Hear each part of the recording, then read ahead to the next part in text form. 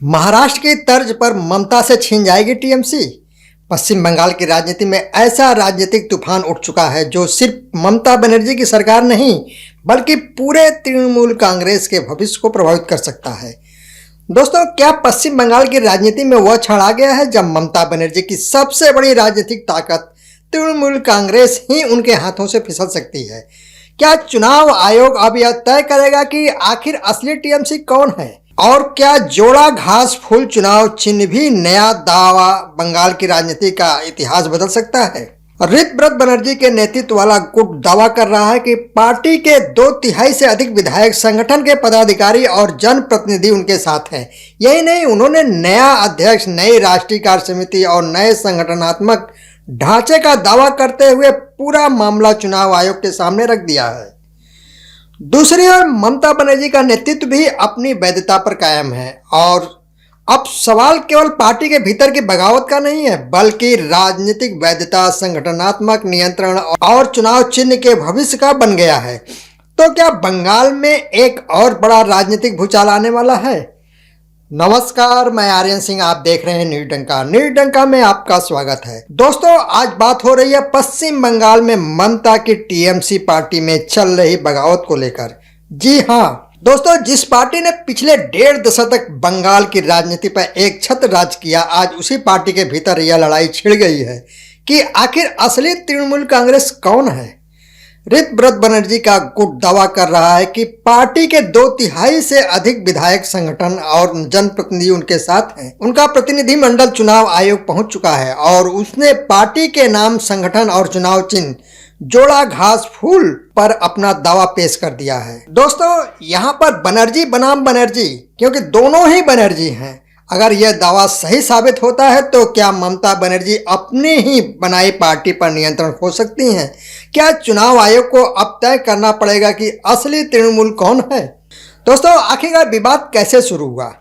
पश्चिम बंगाल विधानसभा चुनाव के बाद तृणमूल कांग्रेस के भीतर असंतोष खुलकर सामने आया। ऋतव्रत बनर्जी गुट का दावा है कि बड़ी संख्या में विधायक, जिला परिषद सदस्य और संगठन के पदाधिकारी अब उनके साथ हैं। उनके अनुसार 22 जून को पार्टी का विशेष प्रतिनिधि सम्मेलन बुलाया गया है जिसमें नया अध्यक्ष, नया उपाध्यक्ष और नई राष्ट्रीय कार्यकारिणी गठित की जाएगी। इसके बाद यह पूरा विवरण चुनाव आयोग को भेज दिया गया।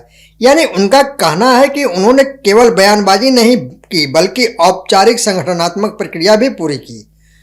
चुनाव आयोग की भूमिका कितनी महत्वपूर्ण है?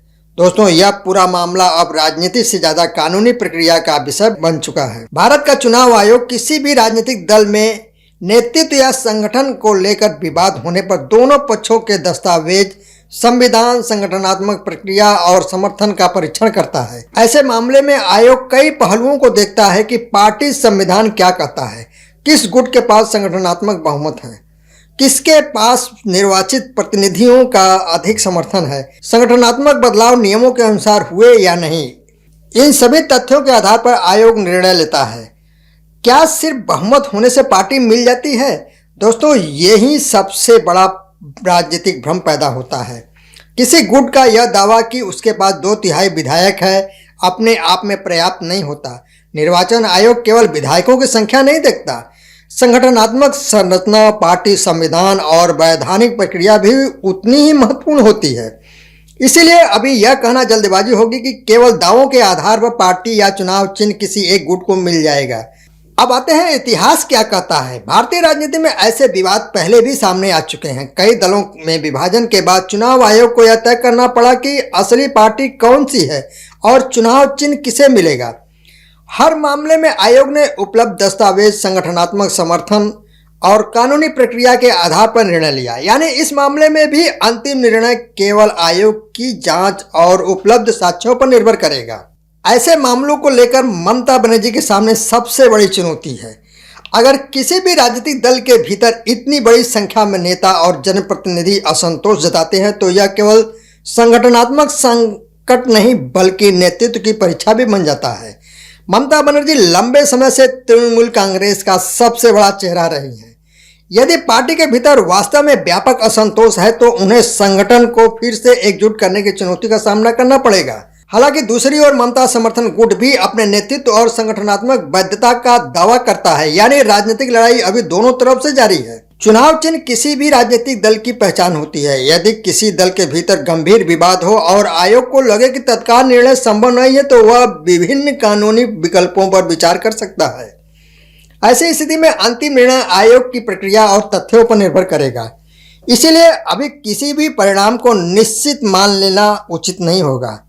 यदि तृणमूल कांग्रेस लंबे समय तक आंतरिक संघर्ष में उलझी रहती है तो इसका राजनीतिक लाभ विपक्ष उठाने की कोशिश करेगा। विपक्ष के लिए यह अवसर होगा कि वह संगठनात्मक अस्थिरता को चुनावी मुद्दा बनाए। दूसरी ओर यदि तृणमूल नेतृत्व विवाद को जल्दी सुलझा लेता है तो नुकसान सीमित भी रह सकता है।